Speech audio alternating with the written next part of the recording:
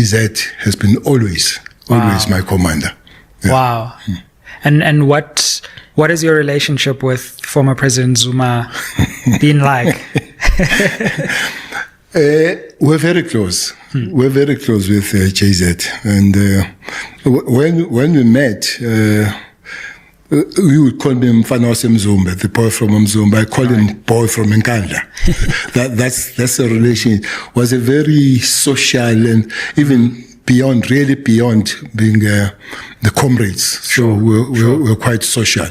We talk with the other staff and all that kind of stuff. Yeah. So I must say, when these things happened, I was hit hard. The MK, the formation of MK Party. Yeah. I'm sure because you had quite a deep relationship. Yeah. When there was trouble, Caesar, when Zondo said must go to prison, I said to President Ramaphosa, yes, and Deputy Secretary JC, can I go and speak to him? Because you're minister at this time, right? Is that yes. Is that right? So you were Minister of Police when he was incarcerated. Yeah, and then it was coming. It was coming with the trouble. We could see that if it goes into the incarceration, it was going to be a problem. So I requested to the president granted me permission to go and speak to him. What was that? What was that like? That conversation? I spent 3.5 hours. 3.5 hours at his home at Nkandla, talking, saying, look, why don't you go to Zondo? And even if you say, and don't talk, because Zondo was not saying come and say what, was saying appear before. Sure. And I could see that something was brewing if it doesn't really go to see Zondo. You could see that trouble was coming. Yeah. So you were able to get intelligence at the time that it could be a problem if he was. That's the problem coming. So one was trying to stop that. We spent 3.5 hours. Wow. There was a big halapalu to say it is in Nkandla to drink tea. I remember that. There was that. So JZ is the only person that was given a very special dispensation in the ANC. He was a national chair of the ANC and the chair of the province of KZN. Because some of us, Sbu Ndebele, Zweli Mkhize, Willis Mchunu, Tumsan Makai and all that, we made a special request from the national to come and work on the violence in KZN. Sure. Remember, even after elections, violence in KZN continued. Sure. You would have heard about the place called Shoba Shobane when 19 people were killed on the 25th December 1995. Absolutely. Yeah. And with the formation of MK Party and the election results, I suppose it's an interesting moment in the history of KZN, given that prior to that moment, all of you would have been part of the ANC's ability to take over that province, whereas now it seems as if that historical era has in some ways come to an end. You know what I'm going to say now? I know I'm inviting trouble, but I've said it in many platforms and not saying it again, but this tribal issue is very strong with the Zulus. So I'm fine because I'm from there, maybe said by somebody else. You know, there was this element of three-legged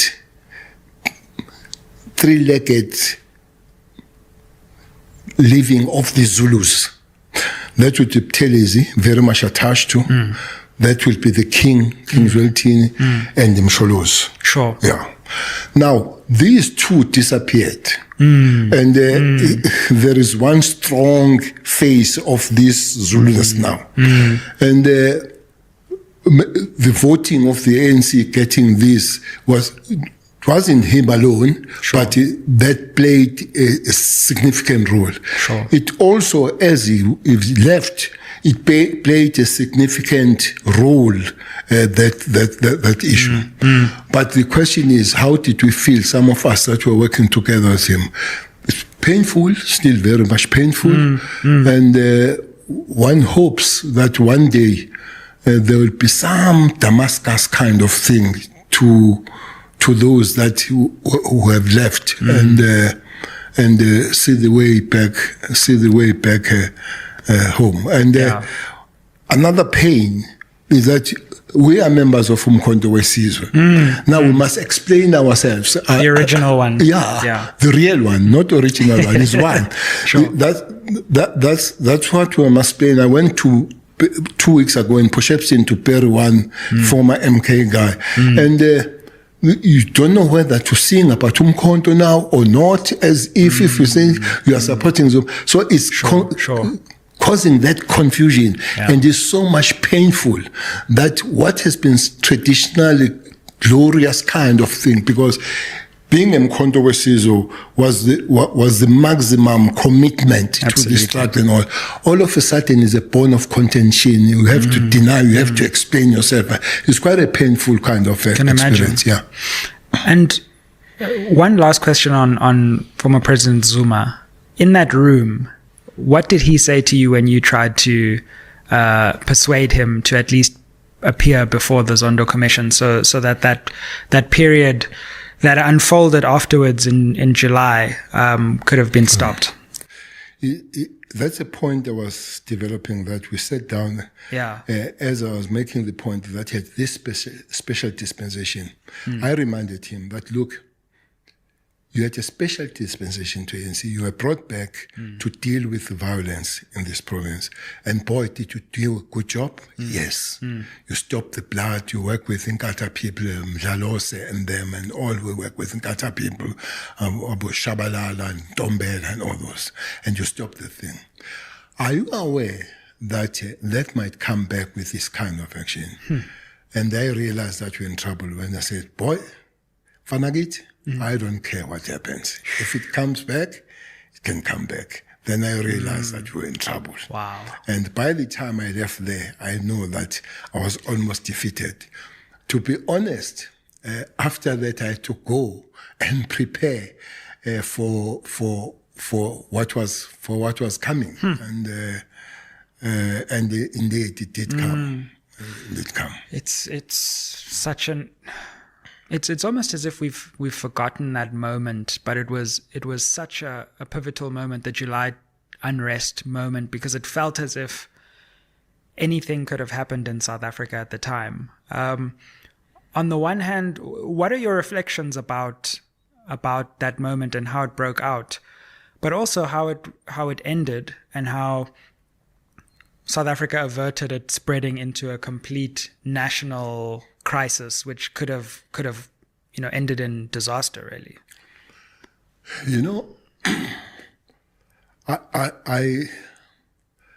I hated police, Sizwe. You remember, I've been the victim of police in South Africa, special branch and all that, as an activist and as a member of underground Umkhonto.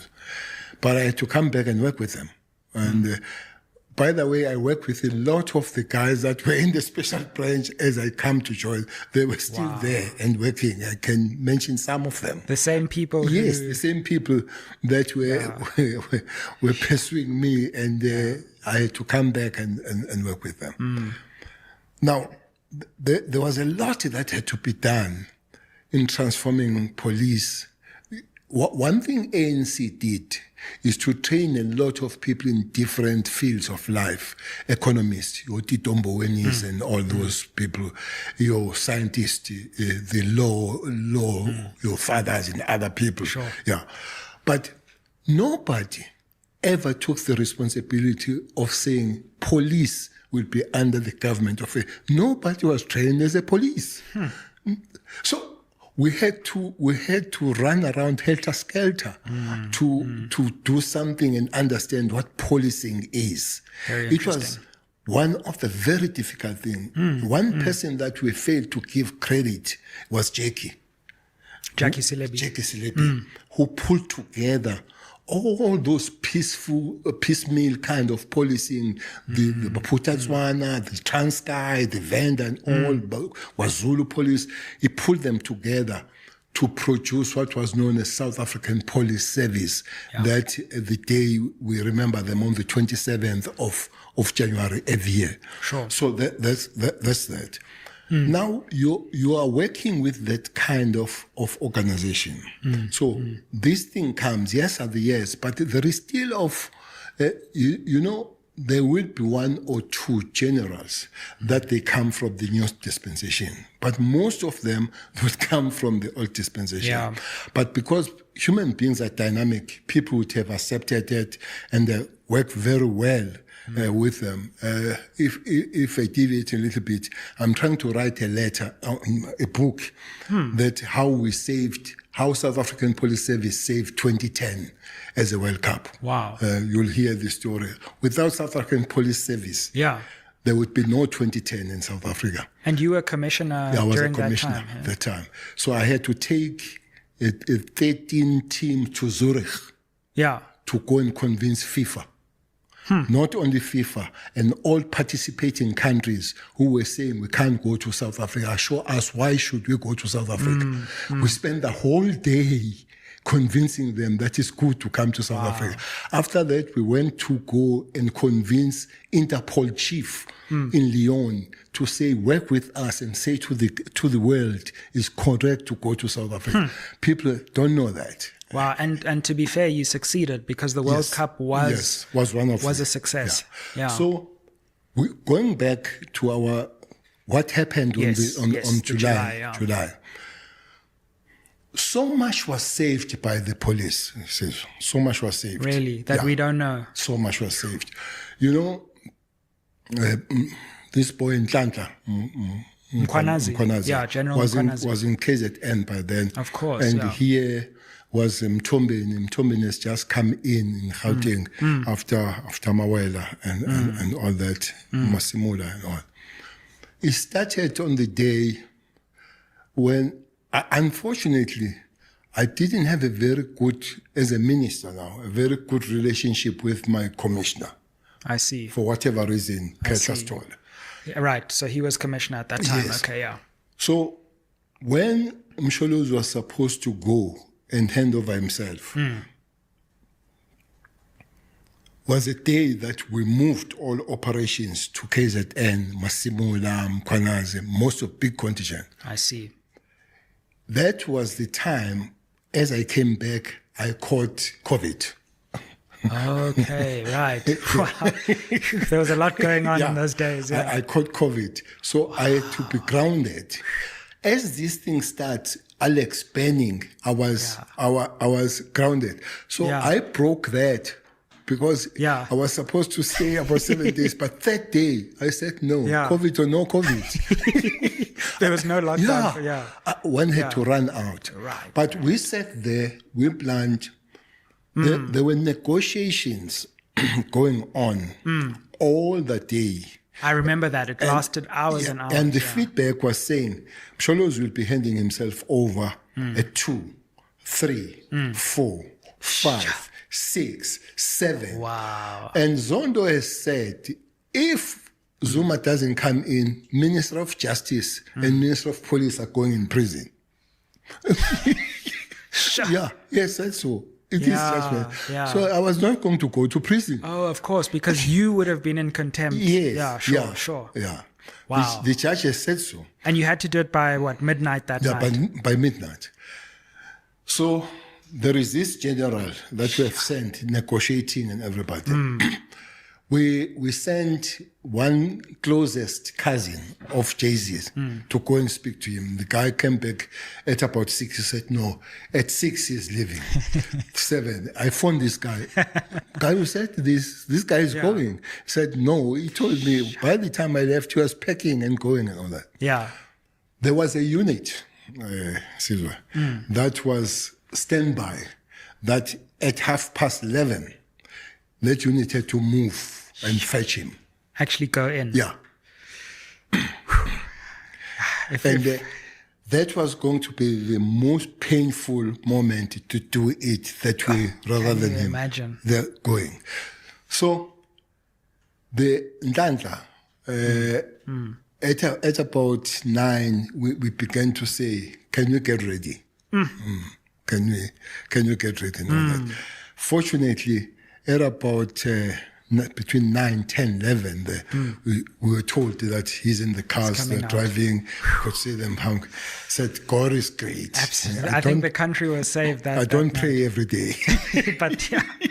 Wow, that's so interesting Yeah. because I don't think as a country we've ever Yeah. been taken behind the scenes of that moment and how much was at stake that night.